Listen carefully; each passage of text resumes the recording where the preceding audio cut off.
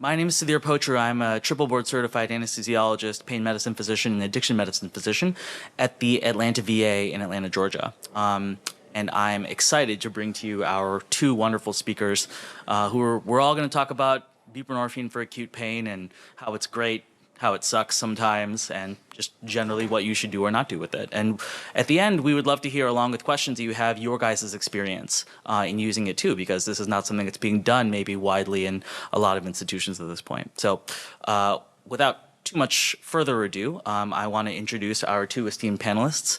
Kyle Harrison is an anesthesiologist and addiction medicine physician out at the Palo Alto VA and associate professor at Stanford University. And we have Priyanka Singla, who is a double-boarded anesthesiologist and pain medicine physician at the University of Virginia. And you guys have the floor.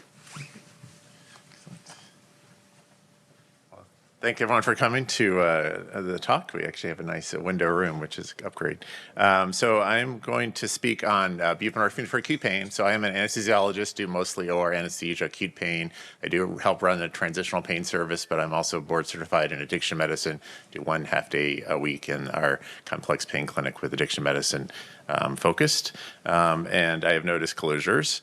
So let's just launch right into this. Like, why are we all here on a Sunday morning? So yeah, I feel like sometimes I'm the buprenorphine super fan. I have no disclosures. I don't get paid by anyone, but I love buprenorphine. I've had a long course with it for addiction, and now that it's available to us for acute pain, I think we're going to see it increasingly used. It is quite a novel opiate.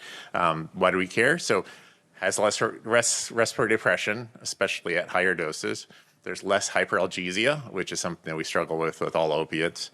There's less pruritus. It's less reinforcing, so less euphorogenic, so it might have a reduced addiction potential. And then there's improved safety, especially when you crank up the doses for chronic acute pain patients, especially the chronic pain patients on opiates. You can increase the dose without increasing the side effects, which is also novel for an opiate. When I kind of think about who might benefit from IV buprenorphine or buccal, we can talk about the different formulations later, but buprenorphine for acute pain, clearly the patients that are already on it are good to continue to use it. The IV formulation does give you an additional boost even if they're on the sublingual doses, unless they're on probably a very, very high dose of sublingual buprenorphine. So you can actually augment their perioperative course with IV buprenorphine. Patients who are on long-term opiates and you kind of want to start transitioning them to a safer opiate, or you're worried about some side effects, maybe those are patients you might want to use IV buprenorphine for. The next population, kind of the 2+, patients that are off opiates but have risk factors for opiate misuse, so other substance use disorders, tobacco, alcohol, stimulant use, maybe those are the patients you don't really want to send home with a bunch of opiates. Maybe you can consider exposing them to buprenorphine instead of the other agonist. And then next level down would be patients that are at risk of opiate side effects but aren't on opiates.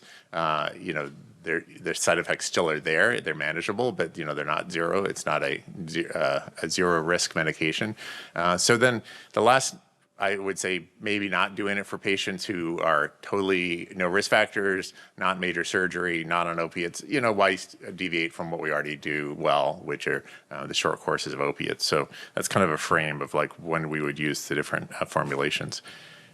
IV buprenorphine has actually been around for a long time. It's FDA approved for acute pain. It was developed in the UK in 1966, came on the market in the UK in 78, approved in the US in 1981, and then just went nowhere.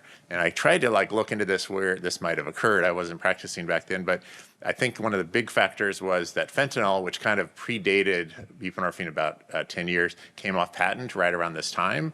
And also this was the same time that MGH started publishing their protocols for high-dose opiates for cardiac stable inductions that dramatically increased the amount of fentanyl use in the OR. So I think it kind of just boxed buprenorphine out, which is kind of unfortunate.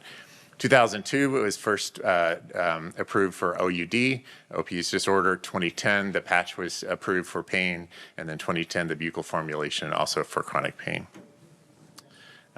First published paper on buprenorphine for acute pain was in 1976. This was a case series, 150 patients.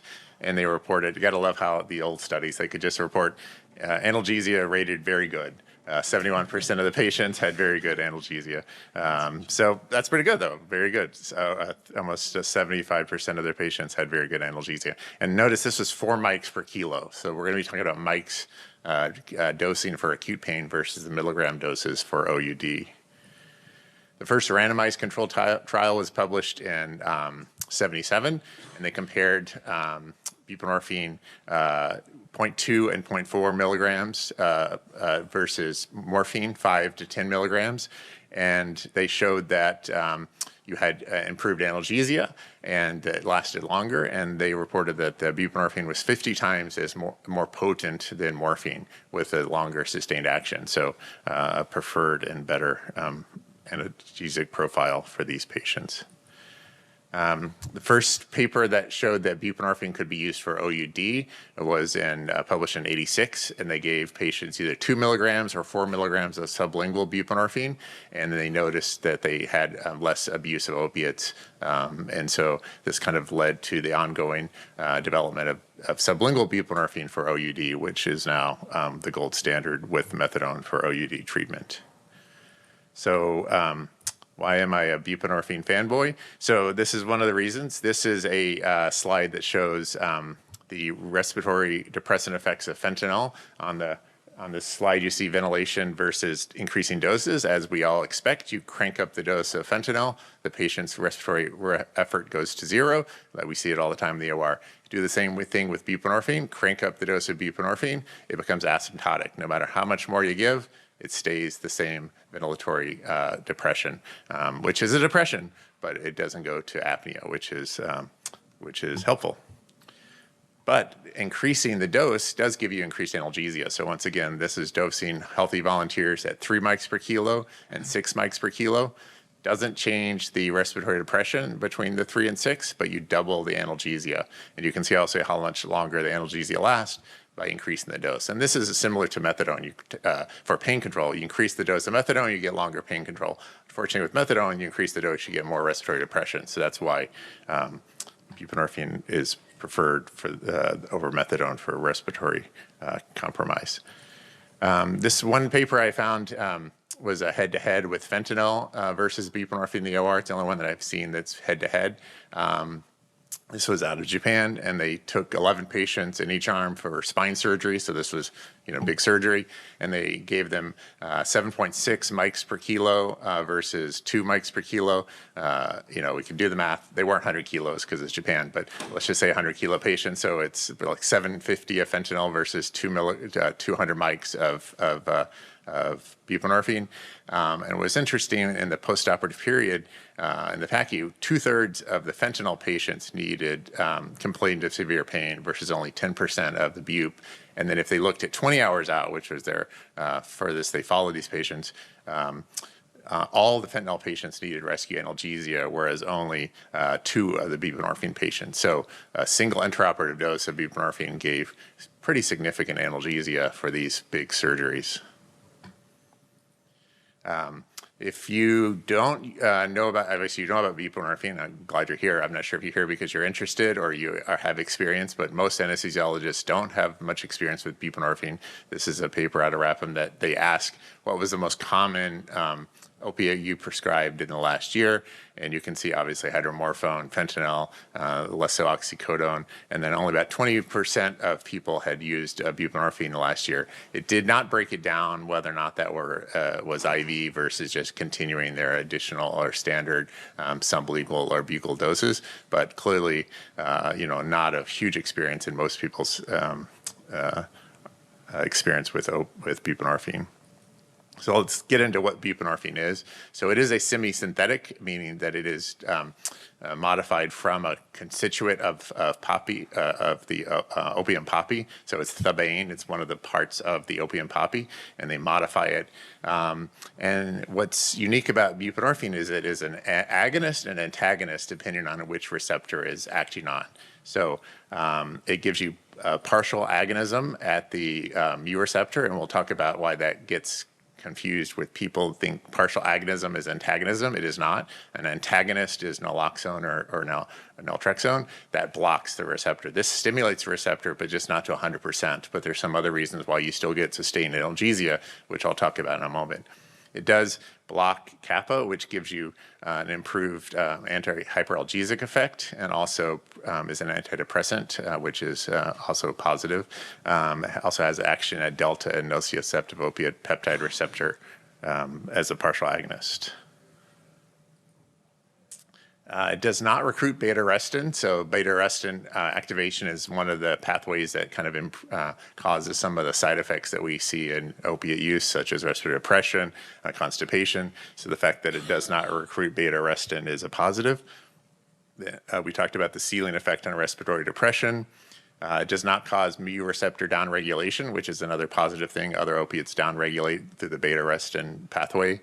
And it does not cause serotonin syndrome like other opiates. And it is a Schedule III opiate. So if you are a chronic pain provider, you can actually order this with refills. So unlike other opiates, which are Schedule II, you have to give a new script every month. They can actually have refills with buprenorphine for chronic pain. It binds very, very tightly to the receptor, and it stays on the receptor. And so this is part of why you get improved analgesia, even though it's a partial agonist. It stays on the receptor 8.8 minutes versus like seconds for fentanyl. So it really gets on and stays on, and then that gives that sustained action, making it 25 to 50 times more potent than morphine. When you give it, you get analgesia anywhere from, I've seen anywhere from 5 to 30 minutes, most of the time it's about 10 minutes. So it's not like fentanyl that doesn't come on super fast, but it does come on at a period that you can manage perioperatively. So think of it more like hydromorphone or morphine than fentanyl. It will give you action, just takes a little bit longer. And then 0.3 milligrams or 300 mics is approximately equivalent to 10 milligrams. I've seen 7, I've seen 20. Clinically, it seems some patients, it seems more like 20, so it kind of really varies. But it does last longer than the morphine. So it can last 6 to 12 hours after a single dose versus a 3 to 4 that you would expect with morphine. This is a chart showing Ki, so this is what I talked about, that binding. So if you look at how tightly it binds to the mu receptor, there's no other opiate other than sufentanil, which is not available anymore, at least we don't have it, is the only other opiate that binds tighter to the mu receptor. So it binds tightly. The other thing to note is that one up from buprenorphine is hydromorphone. So that's why we often encourage using hydromorphone as your additional opiate when you have patients on high-dose buprenorphine, if you want to add an additional opiate besides buprenorphine. Hydromorphone, which binds tightly, is probably the best agent. Metabolism is another great thing about buprenorphine, in that it is liver metabolized, excreted in the feces, and no involvement in the kidneys. So you can use normal doses in renal failure patients without change. Now that metabolism is important to note in that when you take it orally, if you swallow it, it gets inactivated. There's an extensive first pass hepatic metabolism. So there's no oral formulation. That's why it has to be a sublingual, which absorbs obviously into the blood, buccal, transdermal, IV, or IM. So there's no oral. If they swallow the pill, they'll just get nausea and no analgesia. So it's important to educate people when they're taking it that it has to be absorbed. It does get metabolized to an active metabolite, which is norbuprenorphine, that does have some analgesia, but it also activates beta-arrestin. So some of the side effects that we do see with buprenorphine may actually be norbuprenorphine, and maybe that's why we see some variable responses. Maybe some people just metabolize norbuprenorphine quicker or have higher levels. Buprenorphine crosses the blood-brain barrier. Norbuprenorphine does not, but some people's blood-brain barriers are dysregulated, so you might actually end up with more side effects.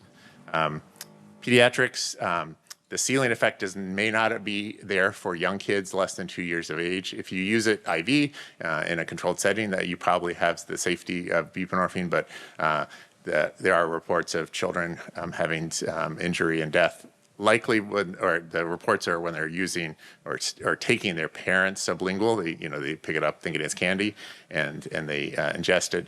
I just told you it doesn't work when you swallow it. Well, unfortunately, kids suck on things, right? So they actually suck on the tabs and the films and get a very high dose. So a 2 milligram, which is the smallest sublingual dose, will be like 100-fold or 10-fold overdose for for a 10-kilo child. So be careful with it if it's at the house. Briefly talk about what we talk about when they say it's blocking. So OUD patients will say, I'm on it because it blocks the reinforcing effects of opiates. It blocks, so I take it and so it blocks other opiates, right? So yes, it does. This is a chart that shows the plasma concentrations versus how the liking of a hydromorphone challenge. So they give patients buprenorphine, they give patients hydromorphone and they say how much you like it. 0 to 100, 100 is like really like it. Negative is dislike. And then they increase the dose of buprenorphine to see where that liking comes down. And you can see as it gets above 3 nanograms per milliliter, that totally suppresses out so that there's no more liking of the drug. So you go from high and it just pushes it down. But you can see on the right side, it takes a very high dose to get to that level. It's taking up to 16 milligrams of sublingual buprenorphine to get to that plasma level. So much higher doses than we're going to use for acute pain. You could say, does that blocking affect analgesia? So this was a paper that took patients that were on hydromorphone, put them in an experimental pain model, which is a cold pressor test. So a cold pressor test, you stick your hand in a bucket of ice water and they measure how long you can hold it in there, and it's measured in seconds. If you give someone an analgesic, the idea is you should be able to hold it in the cold water longer, right? And that the longer you have, the more analgesic potential you have. Took these patients on buprenorphine and gave them escalating doses of either IV hydromorphone, sublingual buprenorphine, or saline, and to see if you could get improved analgesia. So it's pretty impressive. The protocol is 4 milligrams of IV hydromorphone, and then 4 additional milligrams, and then 8 milligrams, then 8 milligrams, so up to 32 milligrams of IV hydromorphone over 90 minutes in this experimental model. And you can see statistically significant analgesia, you only get it once you hit 16 milligrams. So pretty healthy dose, right, of IV hydromorphone. But if you look on the right side, you don't see much respiratory depression. A little bit, a decreased saturation, but giving up to 32 milligrams of IV hydromorphone and you don't cause any respiratory depression on these patients that are on buprenorphine. Now you can say, is that the buprenorphine, is that the partial agonism that you hear that's causing this? Well, this is a paper in methadone maintenance patients. So these patients are on methadone, 80 to 100 milligrams a day, did the exact same protocol, gave the escalating doses of IV buprenorphine, and showed no benefit, no analgesia with a cold pressor test. So IV buprenorphine, buprenorphine actually does give you analgesia, whereas high-dose methadone patients, they don't even get it. So it's really that opiate, high-dose opiate that gives the kind of the negative aspects of poor analgesia that we were taught, hold the buprenorphine. That's not true. We're going to talk about it briefly. But, it's all opiates that cause poor analgesia. Formulations for pain. The IV formulation, obviously 100% bioavailable. It's 0.3 milligrams a vial. Most of the vials are 300 mics per 1 cc. You can give it, redose every 6 hours as needed, but you want to wait about 30 minutes after a dose because it does take some time to get to that analgesic time. Chronic pain formulations, Belbuca, so that's the buccal formulation. It has about 45 to 65% bioavailability. It comes from 75 mics to 900 mics, and that can be dosed either QD or BID. It doesn't go above 900 BID because when they went for FDA approval, they showed a small increased risk of QT prolongation, so the FDA blocked any higher doses. There's no blockage for IV and no blockage for higher sublingual doses, so it's weird that they just said, okay, you got to stop at 900 with this one, but you can go up to 32 or 36 with sublingual. It's not really a clinical concern. Butrans patch, about 15% bioavailability. The important thing to know about that is that it takes up to 3 days to get to plasma level. So you're not going to see the effect until 3 days in, and then it's going to be sustained. Even if you take it off, it's going to be a sustained action for several days after that. OUD dosing in the milligram doses. So those are mics. These are milligrams. They come anywhere from 2 to 12 milligrams. Most facilities only have the 2 or the 8. So you don't have a lot of precision with dosing. You tend to end up dosing more than you possibly need just because you jump from a 2 to an 8. And then important to remember, Suboxone is the OUD approved formulation. It has naloxone in it with the idea is that if they melt it down and inject it, then they will get a withdrawal syndrome. Doesn't actually prevent misuse. People still do it, but that's what the FDA wanted, so that's what they put it in. Subutex, straight buprenorphine. And then there is an extended release called Sublocade, which is monthly dosing. And a more recent development, there's a weekly and monthly dosing called Bixi. You can all prescribe buprenorphine for OUD. Before, you had to have a DX waiver. Once again, it was just some training, some kind of roadblocks. Those were eliminated, so you could everyone in the room can prescribe for OUD. But it's important to note, you were always able to prescribe for pain. There was never restrictions on buprenorphine for pain. It was only for OUD, and now those are gone. Overdose and buprenorphine, does it occur? Yes. This is a case series of illicit drug use in West Virginia over 10 years, and there was 4.8% of the deaths were associated with buprenorphine. But if you actually look at if it was only buprenorphine, it was only 0.2%, so very, very low risk of that. And when the deaths occur, it's usually occurring with co-administration of other medications like benzos and alcohol, or they have severe cardiopulmonary depression. Respiratory depression does occur. This is a case series of patients, elderly patients, getting sublingual buprenorphine in the postoperative period. These were all RRTs that were activated and for sedation. These weren't for respiratory arrest, but these were for sedation. And you can see pretty good hypercarbic response in some patients. So we do have to be careful. Whether or not this is the sublingual does last a lot longer. This is not the IV formulation, and so like I said, it does have some concerns, but less than some of the other opiates. Can it be reversed with Narcan? It can, but it needs much higher doses. So this was a study where they did a dose finding to see. They gave healthy subjects 200 mics of IV buprenorphine and experimentally measured their respiratory ventilation, and to get them back to 80% of their normal ventilation, it required up to 2 to 3 milligrams of naloxone, so much higher. What's very interesting is if you see this curve, it goes up and over. So after you gave more than 5 milligrams, the respiratory depressant reversal stopped. And so they did some hand waving. They didn't really explain it. They said these are small studies. There are only 2 people per each dose. There's definitely a lot we still need to figure out about buprenorphine. But the recommendation is if you do need to reverse it, to use 2 to 3 milligram bolus and then a 4 milligram per hour infusion. But it can actually be used as a reversal. So this is a study out of Iran where they have a lot of patients who have methadone overdoses, and they randomized patients who came in to either IV naloxone or Narcan or IV buprenorphine in increasing dose of 10 or 15 mics per kilo. And what's interesting is if you look at the naloxone reversal, only 48% had complete reversal in the Narcan.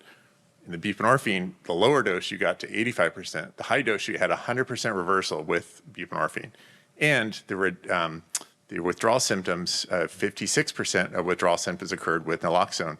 No withdrawal in the lower dose buprenorphine, and only 22% in the high dose. So you almost wonder, why are we not giving patients that overdose in the street buprenorphine rather than Narcan? But that's a different aside. So I'm going to hand it off to, we're now going to go over the literature on the acute pain side with Priya.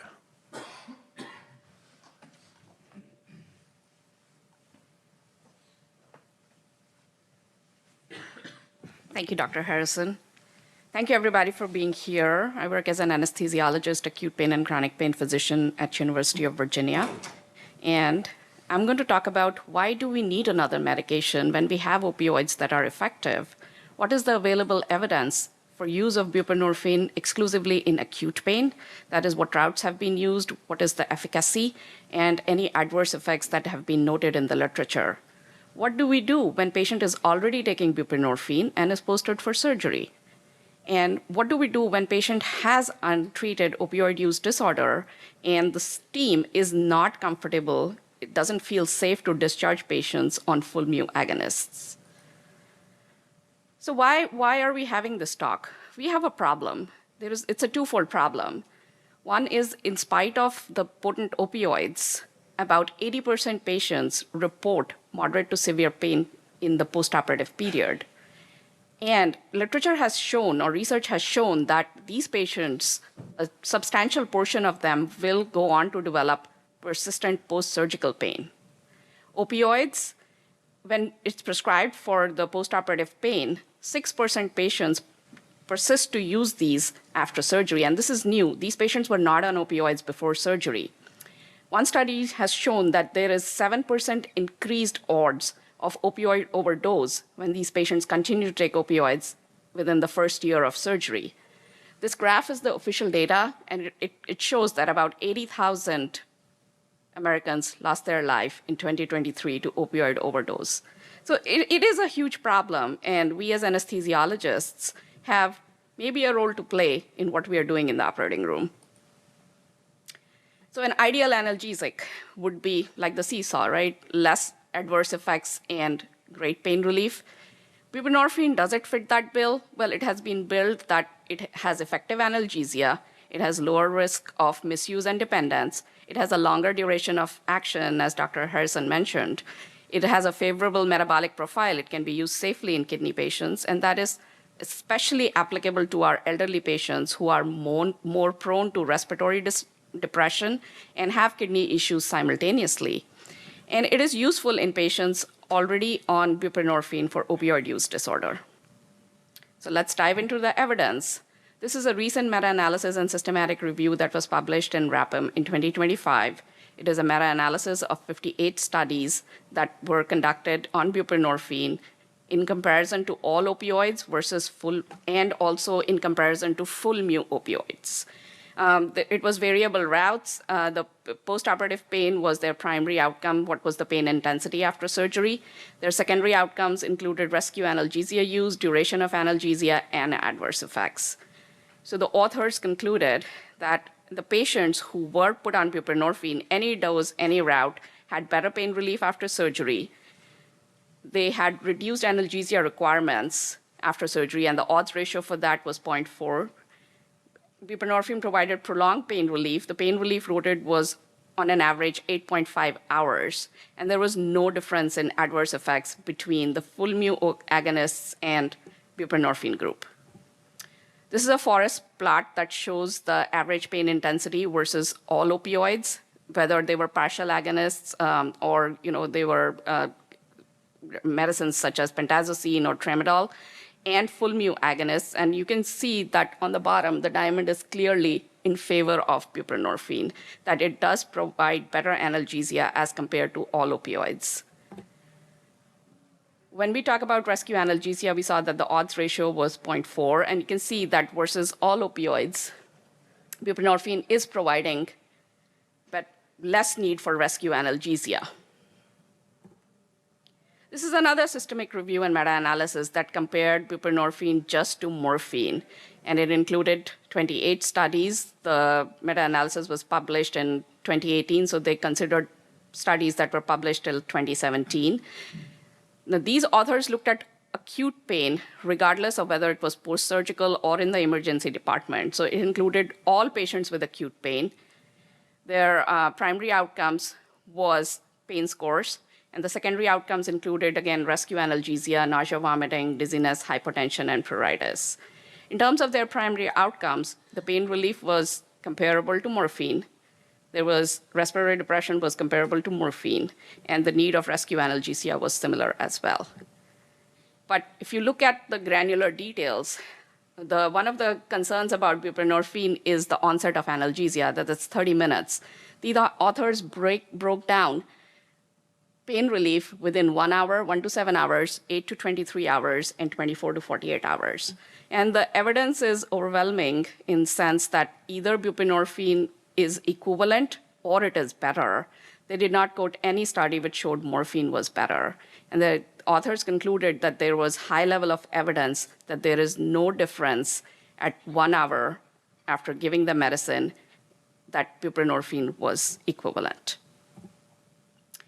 In the same study, they looked at side effects in terms of respiratory depression, that is what we are worried about most with opioids, and sedation.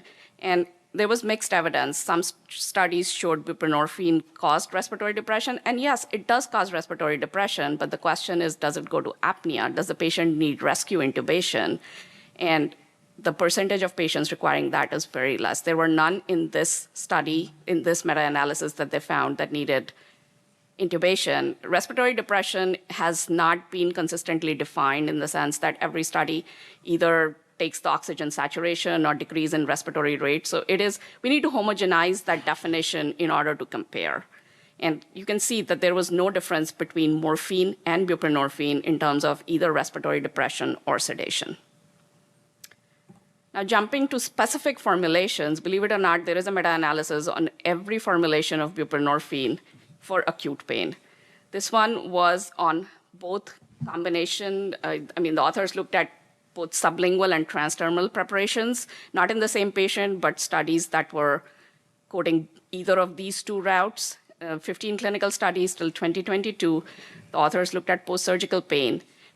I would mention that transdermal buprenorphine is not standard of care just because the analgesia takes 3 days to kick in to reach effective concentrations. So if you are treating patients for 48 hours before surgery, you're putting on a buprenorphine patch that the patient does not need. So they are getting opioids for 2 days that they don't need. So it is not a standard of care, but you will find studies in literature that show everything. So in this table, you can see that buprenorphine is effective, and the pain reduction at 12 hours was 11.2% and overall 6.2%. This meta-analysis focused entirely on transdermal buprenorphine. It was 15 studies, 1,200 patients, and the authors looked at acute postoperative pain. In this meta-analysis, the authors found that, again, buprenorphine was applied 30 minutes to 2 days before surgery. They compared it to fentanyl, which there is no difference in efficacy. You can see it is equivalent to 25 mics. Again, fentanyl patch is not a standard of care for acute postoperative pain. They compared it with Celebrex as celecoxib and placebo, in which buprenorphine showed superiority in both the comparisons. But I must mention here that the studies that were included are very small in the sense that 2 or 3, the meta-analysis is conducted on very small number of studies. So take it for what it's worth. This is another systematic review that looked at 9 studies for transdermal buprenorphine and versus placebo. The authors found lower pain scores, lower rescue analgesia requirements, and versus tramadol or NSAIDs, again, lower or similar pain scores, and similar adverse effect profile.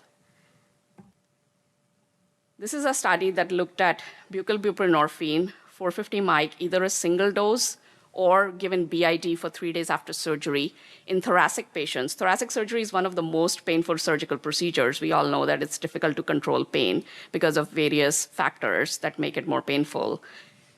And the authors compared pain scores, and you can see clearly the blue is the patients that got conventional management, the orange is the one that got a single dose, and the gray is the patients who got BID dosing of buprenorphine. And both of these patients the buprenorphine groups had less pain as compared to conventional management.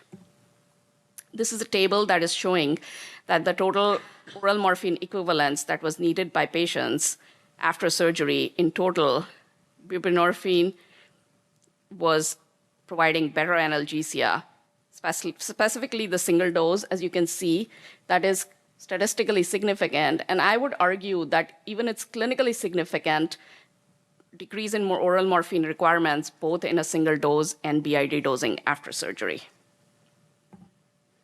Perineural buprenorphine. This was a surprise that buprenorphine has been added to nerve blocks, and people have studied. There were 13 studies in literature, and the systematic review looked at duration of analgesia where buprenorphine was added to local anesthetic or local anesthetic was given alone. And you can see that the evidence is overwhelmingly in favor of when buprenorphine was added to the nerve block. Now you can say, well, you might consider it IM buprenorphine when it is given in a nerve block. So the authors also looked at buprenorphine plus local anesthetic versus local anesthetic and buprenorphine was given as a separate intervention. And again, the evidence is in favor of buprenorphine with local analgesia given as nerve block. Now, shifting gears to patient populations, what about the elderly patients in particular? Like the previous evidence is in all age groups. So the specific, patient population where we might consider buprenorphine more is the elderly patients. So this meta-analysis was patients exclusively more than 60 years old, having acute pain, mostly postoperative, and the primary outcome was pain scores. The secondary outcomes were, again, similar: rescue analgesia, patient satisfaction, and adverse effects. So in this meta-analysis, they include nerve block studies, which were 6, IMIV studies, which were, again, 6, transdermal studies, which were 8, and sublingual 3 studies. And again, you can see that there is no difference in analgesia between the groups. It is right there that there is no difference in analgesia in patients who got buprenorphine. Although 10 of the 20 studies, that is 50% of the studies, found significantly lower pain scores in buprenorphine group for at least one time point. The problem in this meta-analysis, in the sense, was that when they were reviewing literature, in literature there is no defined time point where studies have reported pain scores. So it becomes very difficult to analyze a pain score that is within 24 hours versus pain scores that are reported 7 days after surgery. But what it's worth, it's equivalent, it's not inferior. In pediatric patients, there are 4 trials versus morphine, and the authors found that the time for breakthrough analgesia, or the duration of analgesia, were significantly higher in the buprenorphine group, in the sense that buprenorphine provided longer analgesia, and there was no difference in adverse effects. So in terms of respiratory depression, here is another study. Dr. Harrison mentioned comparison to fentanyl, morphine. In this study, there were 2 groups of patients. One was opioid dependent, more than 90 MMEs, and the other was opioid naive. And these patients got infusions of buprenorphine, and after that, they gave boluses of fentanyl to see if respiratory depression happened. So you can see in the placebo group, fentanyl is causing respiratory depression, but in the buprenorphine group, it's a flat line. There is no change in ventilation. So it is a superior drug that does help in overcoming the respiratory depression by the opioid full mu agonists. Now, full disclosure, there are no guidelines for conversion to buprenorphine to oral morphine equivalents in US regulation. There are no CDC, VA, or FDA guidelines. But authors have looked at global guidelines, and these authors, Nielsen et al., they came up with this conversion table where sublingual or buccal buprenorphine, 1 milligram per day is equivalent to 38.8. So because I'm a curious person in math, these are my calculations, and again, I just put it for fun. I do not recommend converting buprenorphine to oral morphine equivalents. The reason being, it's a partial agonist, so you cannot convert a partial agonist to a full agonist. What to do if patients are already on buprenorphine? The recommendations are to continue the baseline dose in most circumstances. You can consider the total dose that the patient is taking to divide it into twice a day or thrice a day dosing. You can consider increasing the daily dose to 24 to 32 milligrams, or use IV buprenorphine, 0.3 milligrams IV every 6 hours as needed. IV buprenorphine is not available widely, so that is one of the limitations, that it is not available in most of the hospitals. Consider using high-potency opioids, hydromorphone and sufentanil, and that is based on the binding to the receptor. These are they have more affinity for the receptor as compared to something like oxycodone. Multimodal analgesia techniques, that is the mantra in anesthesiology for a long time. And postoperatively, you should have a taper plan if you are putting a patient on full mu agonists, because most of the times patients are taking buprenorphine for opioid use disorder, although the use in chronic pain is also increasing. And one of the ways to easily identify addiction versus chronic pain is microgram dosing versus milligram dosing. So what is the compliance rate? Like in 2021, Dr. Cohen is sitting in the audience. She's the lead author on that paper that changed the guidelines, came that we should continue buprenorphine. But this is a data that shows that how many providers have a protocol for buprenorphine in their hospital. And about 36 respondents out of 66 reported an established protocol for operative use. And you can see that, on the right side is minimal pain, on the left side is severe pain. About 82% would continue the buprenorphine for acute pain in the perioperative setting. But when you go to where you are anticipating severe pain, only 39% continued. This was followed up by another study that came out in anesthesiology recently, where the authors looked at continuation of buprenorphine in the perioperative phase. What is the time series between 2010 and 2020? And you can see there is a clear increase. The red line shows that buprenorphine was interrupted, and the blue line shows that buprenorphine was continued in the perioperative period, and about 63% of the patients, the buprenorphine continued. I'll be curious to see what this data looks like in 2025, because again, 2021 was the time when that Rapham paper came out. The same authors that did the VA study looked at the pain scores, and you can see that although, yes, there is, as compared to when buprenorphine was continued, the pain scores are comparable to controls, like the patients who were not on buprenorphine, but when it was interrupted, the patients consumed much more oral morphine equivalents. So it is best to continue the buprenorphine in the perioperative period. What about inducing buprenorphine in the hospital if a patient has untreated opioid use disorder? This can be done if buprenorphine is indicated and patient does not have any contraindication, that is basically hypersensitivity to any of the buprenorphine formulations, or severe hepatic impairment, which most of the papers define as more than 3 times elevation in liver enzymes. You can't give buprenorphine in the hospital. If the patient is on IV PCA, you hold it for 1 to 3 hours and start giving the buprenorphine the Suboxone sublingual buprenorphine naloxone combination in 2 milligram aliquots, reassessing patients after 1 hour for the withdrawal scale and continue to give it. Most of the times, it is about 16 to 24 milligrams that the dose will stabilize. Oral opioids, the same thing is done, but you hold the opioids for 4 to 6 hours. This does not apply to methadone because of the longer side effect. I would mention here that this should be a shared decision-making with the patient. You can't force somebody to be on buprenorphine, so discuss with the patient and also have a handoff plan in the community where either an addiction medicine specialist or the PCP or a chronic pain physician is continuing to prescribe buprenorphine. So in summary, we saw that buprenorphine is a potent analgesic. It has versatile routes of administration. It has an extended duration of action. It has a reduced need for rescue analgesia. It has a favorable side effect profile, and it has lower misuse potential. Thank you guys for being here.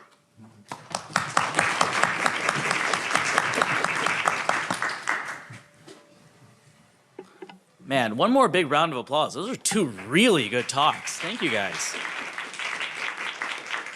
So I'm going to start the Q&A, and then as you guys have questions, please come up. You guys made a really compelling case for why we should be using buprenorphine more in the acute pain space for surgery. So I'm going to challenge you a little bit and say, should we be thinking a little bit more outside the box? Could we be using Buprenex IV buprenorphine in the operating room? We use methadone sometimes to do these big spine cases. Should we be using buprenorphine potentially as some sort of preemptive analgesia, things like that? What are your thoughts? Yeah, I think absolutely. When you frame it as like a replacement of methadone in the OR, replacement of high-dose hydromorphone, it makes perfect sense. When you say I'm going to just replace 50 mics of fentanyl, I'm not sure it makes sense, right? So, but these big spine, I wish someone, if anyone's in the audience wants to do this, please do. We need a randomized controlled trial with big spine. That's where the data shows the methadone is very advantageous. Do you get the same effects? Do you, if you use NMDA, we don't know. So that's an important area to explore. But we have, so all VAs have IV buprenorphine available. Ours, we have it in the OR now that we don't have to get approval to use it. It is cheaper. I actually checked. It's actually cheaper than the methadone, both at Stanford and at our VA. And so cost is not an issue. It's not dirt cheap. It's not, you can't let them fight you, say it's cents on the dollar, but it is not a huge cost compared to other long-term opiates. So I think it's definitely a growth area, and we need to use it. And remember, all that data that said buprenorphine was safer is also a better analgesic, right? That's where I think we have to remember when we think, oh, well, maybe it's not a good analgesic, but it's safer, but it's both, right? So once again, I'm the fanboy, but I'll hand it on. I'm going to start carrying buprenorphine in my pocket instead of naloxone to reverse some of those overdoses, right? Please. Hello, my name is Matthias Behrens, UCSF. Thanks for these presentations. I have two related questions, and I'm probably addressing now the big elephant in the room. In one of your first slides, you suggested that patients who've already been treated with opiates, maybe for chronic pain, would benefit the most from buprenorphine. And I'm sure a lot of people in this room have made experiences introducing buprenorphine, and they know the challenges about that. So I would like to address whether you have any strategies that reduce actually the likelihood that patients experience increased pain or even withdrawal when you start to displace full mu-opioid receptor agonist from the receptor. Kind of related, the second question is, if you already have a patient on high doses of buprenorphine, like 24 milligram, now 32, the doses are going up and up and up.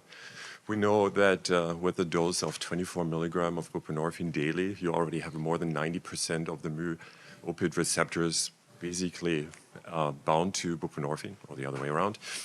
And how much more analgesic effect do you actually get then out of additional IV doses of buprenorphine when you already have almost full receptor occupancy? Yeah, wonderful points. Yeah, the first one about high-dose opiate patients and withdrawal, a concern. If you actually have even OUD patients, about only 20% when challenged with buprenorphine will have withdrawal. So it's not everyone. We still have to be careful, obviously. But I think, it's in the OR. If you see it, they're under anesthesia, so that may be treated. There is some data to say that ketamine can help with the precipitate withdrawal. So you can, if you're not already adding that, something to think about. But I do acknowledge that's a concern that you have to be careful about in certain patients, the transition. The second question about the additional analgesia, yes, the mu receptors are bound once you're on those high doses, but they're bound for all opiates, as we showed. I'm not sure you're getting additional benefit. I think you just have to get your really multimodal game plan up, right? These are the patients that need everything other than opiates, but we're not opposed to using, we use hydromorphone, we use oxycodone in these patients as well, but definitely continue to use buprenorphine is also has some benefit. But once you get to like the 40 milligrams, probably, need to come with a better plan. Yeah, you're really kind of adding water to a full glass at that point. The one thing I will also add from the first point regarding the the changing over to buprenorphine, there are many, many patients who are on prescription, like full agonist opioids in the outpatient setting, that we will convert to buprenorphine without literally ever getting them off of their full agonist. The likelihood of precipitating withdrawal, depending on the dose that you're using of buprenorphine, as well as the speed at which you're actually kind of inducing or initiating it, you can preclude a lot of that just as long as you're careful and if you give the patient proper instructions in the outpatient setting. Obviously, the inpatient setting is a little bit different, but in some ways actually a little bit easier because you have a lot more control. You're monitoring the patient there, obviously in-house. So it actually might be a good opportunity for some situations. Not all, but some situations. Please. My name is Yuri, University of Florida. For acute pain, if you just starting buprenorphine for a few days and then discontinuing it, or for patients on opioid use disorder who come on buprenorphine and you increase the daily dose for some period of time, how do they tolerate withdrawal? Let's say if you cut it off or go back to their previous dose a week or two later. So we do that pretty regularly in our transitional pain clinic, and you just slowly taper. And I mean, if a short course, they're not going to notice the difference. If they're not on it and it's the primary analgesic, because the half-life is so long, it's easier actually to wean. And there's actually no other opiate, if you actually even want to do a long-term wean, that allows you to step down, because you can go from milligram to the buccal to the patch. Like it's an elegant taper down and off. We don't encourage that for OUD patients for tapering off, but for chronic pain patients, and one of my colleagues saw a patient, mild OUD, but mostly pain, not tolerating the buccal because of teeth issues. She got Sublocade, the depot buprenorphine, and she's doing great. So I think that's even another research area. Should we be using this depot bup for opiate tapering in chronic pain patients? But we haven't really seen a huge difference. And the nice thing about the non-reinforcing aspects, they just stop it. They're like, oh, okay, I'm done, right? As opposed to like getting it out of their hands when it's a full agonist, which is sometimes challenging for some of these patients that are OUD factors, not OUD, but OD risk. It can be sometimes hard to get the oxy out of their medicine cabinet. One more question just to clarify. If we do start someone on buprenorphine in-house because of the opioid users on the street or just consume high doses, primary care can continue prescribing it? Anybody can. Anybody. You can. Primary care doesn't have to be an addictionologist. Nothing like that. So if the APS service started it and then the surgeon discharges the patient, the surgeon can just send him home with the script? And they can send them home with a month with refills if they want to. They won't, but they can. What they can't do is do it with methadone. So methadone is very regulated. So that's why buprenorphine is much safer. You can manage it. Methadone's a whole other animal. We don't do methadone except for very select patients who have a very clear pathway to the methadone clinic. I have a wonderful follow-up to that. I'm Stacy Becker from the Long Beach VA. We've been hearing a lot about buprenorphine. I'm excited. I'm acute pain trained. I'm actually trying to start a service at the Long Beach VA. We have a lot of reservation from other providers who are not comfortable with buprenorphine outside of anesthesiology or even PM&R, actually. So what is your advice, practically speaking, for introducing and integrating that into more of a culture change? I would say, if you have a successful story, that's the most compelling evidence. Once you start it in a patient and you show that it is advantageous, nothing can beat that. You can show them 100 slides, and it doesn't make an impact as a compelling case story. Yeah, I really feel there's no more misunderstood drug than buprenorphine. I mean, it's amazing how you couldn't find a safer, better drug that everyone's afraid of. Like you'll push 1,000 of fentanyl, but you'll, oh my God, I won't push 300 of bup. Yeah, so I think education. Yeah. Yeah, the reality is that as much as I love surgeons, they don't understand pain, right? Only we do. But I think that in addition to kind of just talking to them, and obviously if you have an opportunity to show them some slides, great, right? If you don't, maybe you could consider the thing about veterans, right? I work at the VA, he works at the VA. Veterans love talking about their experience, right? Whatever that is. So what you do is if you have a meeting with the surgeons or whatever, you bring a veteran in and you tell them, you have them talk about their experience with buprenorphine and how it's so much better and blah, yada, yada, yada. So even talking about a case is good. Having a physical human being standing up there talking to them might also help too. And then another question, very great talk, thank you so much. But individually, how do you most often use this personally in your own patients, intraoperatively, immediately, postoperatively, and then I know you have an acute pain and a transitional pain service, so just interested in how each of you practically use this in your everyday. So where I practice at UVA, IV is not available. So we use buccal very frequently in the postoperative period, but we work very closely with our addiction medicine folks. And any patient that there is a concern, we switch them to buprenorphine in the hospital, starting with the buccal, Belbuca, that is available in 75 mics strength. And then you can even titrate it to Suboxone. Suboxone can be used for pain. Right? The problem is that in the outpatient world, some insurances cover Suboxone, some insurances cover Butrans, and some insurances cover, Belbuca. And you really can't tell till somebody runs it by the pharmacy. So you have to be cognizant of that as well, that what will the patient pay in the outpatient world. You don't want to start them and then say, okay, bye, not my problem. So that is how we do it. Yeah, we only use it in the OR right now, and before they had to be on buprenorphine before, which is a requirement that's now gone just via pharmacy, being pharmacy, but we haven't gotten that. Just happened this week, so it's typically to give it after induction, just like you would give methadone, and then you can redose it at the end if you need to, but maybe less than 300, maybe 150. It does come in 300 mics per vial, and the vials are approximately $10 a vial. But if you just buy one vial, it's 100. So the pharmacist told me, if you buy one vial because you're not going to use it, it'll be $100. So encourage your pharmacy to buy the 10 vials so that you'll actually use it, because it should not be $100. Yeah. Thank you. Great, thank you. John Markley from New Jersey. Just like little logistical questions. I'm excited to bring this to the acute pain patients that we have, say, take an arthroplasty, for example. So if we use the 300 dose intra-op, does that kind of obligate them to stay on that medication on the floor, or, is it after the 6 hours they'll respond to the full agonists that are out there kind of deal? And you didn't really mention redosing too much. I think you mentioned 6 hours, but would you then switch to the sublingual on the floor once you've given your first IV dose in the OR, or would you stick with the IVIM on the floor? And, there's a lot of hype around a new drug that's out there with the sodium channel blockade, Jornavax. That was compared to like 5 of hydrocodone, which is like, 3 of oxycodone or something to be equivalent to. So but it has the benefit of, the addiction piece, which is what we're focusing on here, along with respiratory depression. So would you say that those two are competitors now, as far as, or are they different levels of play? So I would say it depends on the patient. If you have a patient with OUD, you can use suzetrigine. But the problem is when they go out in the real world, will they relapse?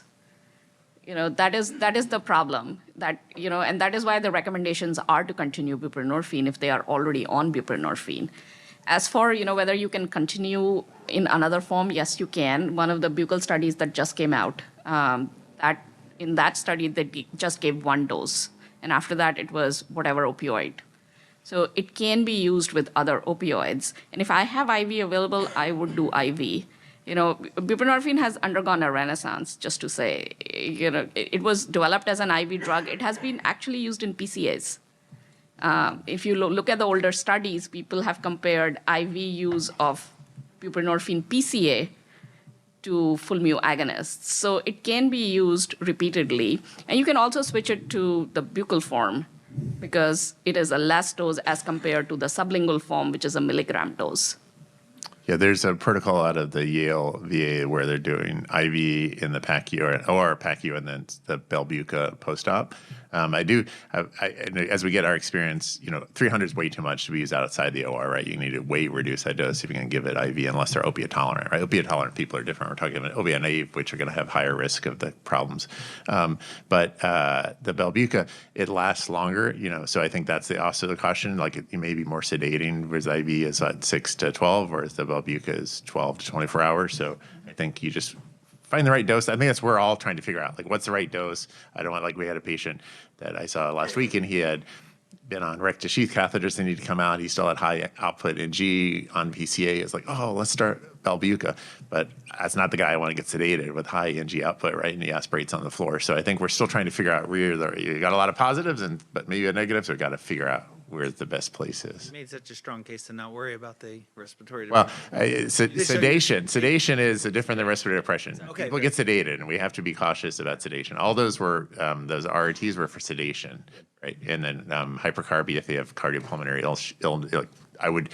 pulmonary hypertensive patient. I'm going to be afraid to give this, right? Ever go less than 150 mics? You can, yeah. I mean, it's just you. I mean, it's a 1 cc, so you're gonna have to, yeah. Hi, my name is Aurora Quay. I'm an anesthesiologist at Maine Medical Center in Portland, Maine. Thank you for such a great talk. I just wanted to talk a little bit more about buprenorphine initiation and different kind of strategies for it. I know on the slide we talked about holding it for some time, waiting for a little bit of withdrawal, potentially through the COW scores, and then reintroducing it. Of course, withdrawal doesn't happen in everyone, but I wanted to see if you're familiar with microinductions and things like that, and using the Bernays method. It's something that we started using pretty recently, especially in our ICU patients, where we keep the patients on their full dose opioid and then slowly introduce that buprenorphine because of the fact that it has such a higher potency. So it's going to, like you showed, displace that full agonist. And then once that patient's initiated, sometimes in our ED, we'll do it within like a 24-hour period. You can do it pretty fast. And so I just wanted to see if we could comment on and thank you for all your publications. You're one of the good publicators of buprenorphine, so thanks for your work. Yeah, and IV has a place, right? right? I mean, for microinductions, you can give smaller doses. So I think as this becomes available, maybe this will be the way to get, when you get below the tube, the microinduction, you can start adding the IV slowly, and that there's some protocols that use the IV for microinduction. But that's important, especially with the pain patients, right? You don't want to necessarily stop their opiates if you can avoid it, so that crossover is important. We've done it with Belbuca as well at our institute, that they stay on their full opioid agonists, and we introduce Belbuca. It is done over a week or 10 days. But if that is the only way we can get the patient out of the hospital, I think it's reasonable. It also, of course, ultimately depends on your end game, right? What kind of patient you're using it in? Are you using it in an opioid-tolerant patient? Are you using an opioid-naive patient? Are you planning on continuing it? How long are you planning on continuing it for? I mean, I think there is a really good place for microinduction in the hospital. As long as you're careful, we maintain shared decision-making and, like, everyone's educated. Especially, like, in that situation, I want to make sure the floor staff is really well educated if you're trying to do this post-operatively. But as my colleagues have said, there's a really nice place for it. Yeah, definitely. I think it's more so related to chronic pain or patients that are on long-term opioids where you want to initiate them on another medication, Right. as opposed to using in the acute pain setting for sure. Are you calling so if they're on an opioid, they're coming in, they're having surgery, are you contacting their chronic pain physician as you are doing the switch to buprenorphine? I'm just curious. Well, we're using it more in the context of opioid use disorder, actually. I So see, for okay. patients that are coming in that want to get on to medication treatment, That's perfect. that's pretty much how we'll initiate it for them. That's great. Where do they land? Do you have an addiction service where they land? We do, yeah. awesome. And so we use them to consult on the patients. They round on the patients while they're in the hospital as well. And we try to create touch points so that they can be connected with a buprenorphine provider after they leave the hospital as well. So we do have protocols and things like that in place. That's as well. So awesome. I'm happy to share those. Yeah, please. Yeah. It's Forward that's awesome, and we all need to be doing that, right? All. So, For you. yeah. Great work. Well, thank you. Thanks so much. you. Thank you for the talk. All right, last two questions here. Hi, my name is Mohammed Green. I'm University of Louisville, Kentucky, and again, I'm not like a pain specialist, so I don't really deal much with chronic pain, but I'm cardiac and ICU trained, so the issue I face, like whenever I hear about a drug with less respiratory depression, I'm like, oh, that sounds awesome. So why not everyone using it at like in the perioperative period, especially like old people, obese people, OSAs, even in the ICU, a lot of traumatic patients with like rib fractures or like anything, because regional anesthesia can work really well for this, but it's more labor intensive and technically it's not as easy as just you're pushing an IV drug. So I'm just curious, why isn't it more widespread to use it like post-op in the IV instead of like a push of Dilaudid for breakthrough pain or like fentanyl? Yeah. Availability and education. So Just- we're doing both, and we can improve both. Cardiac is another great research area. Should we just be giving 300 to 600 mics of buprenorphine for the cardiac fast track, and we see if we can fast track these people? Yeah. Because we're using more and more IV methadone at our institution, and I'm just like for cardiac cases, I'm just like this sounds pretty good. Like even in the floor, like because you have this really patient with lung transplants or big thoracic cases, and like the issue is like their IS is terrible, and you want them to take deeper breaths, but like thoracic epidural would work, but not everyone can get one, and then you're giving them narcotics, which helps with the pain, but not really improves their respiratory condition. So I'm just wondering, is that like an area where you feel like, yes, this is a good idea to use in the acute pain? Absolutely. Absolutely. Thank you. You're welcome. Real quickly, Dave Bearhall from Wyoming. Do you have any experience with oliceridine, and how does it compare with buprenorphine? I don't have any. We don't have it in a formulary. I don't have experience with it. Yeah. Never used it. I'm sorry. Yeah. It's Have you tried it? no, I don't have it on formulary either. That's why I'm asking. But I became aware of it recently. It's a pure mu receptor agonist with very little beta arrestin pathway. So it sounds like it'd be similar except for the mixed agonist antagonist action, but it seems like it would have a favorable profile for accomplishing the same goals. Yeah, and it's. I'm just not sure the cost. That's the nice thing about Bupe. It's cheap. I don't know if this other Acelyrin's cheap or not, but we unfortunately prices matter, and when it comes to acute pain, they're not going to let us go crazy with thousands of dollars. Even though Jarnix is not cheap. Well, what's the cost of respiratory depression? Right, exactly. Tell our pharmacist. Like down the road. Exactly. So for those of you who are, and thank you guys for attending, for those of you who are interested, we're actually doing a similar-ish panel tomorrow on the same topic at 10:45. A little bit more about IV buprenorphine. The lead presenter on that is Tom Hickey, who is at the Yale VA and has done a lot of this really cool pioneering work. So join us if interested. Thanks.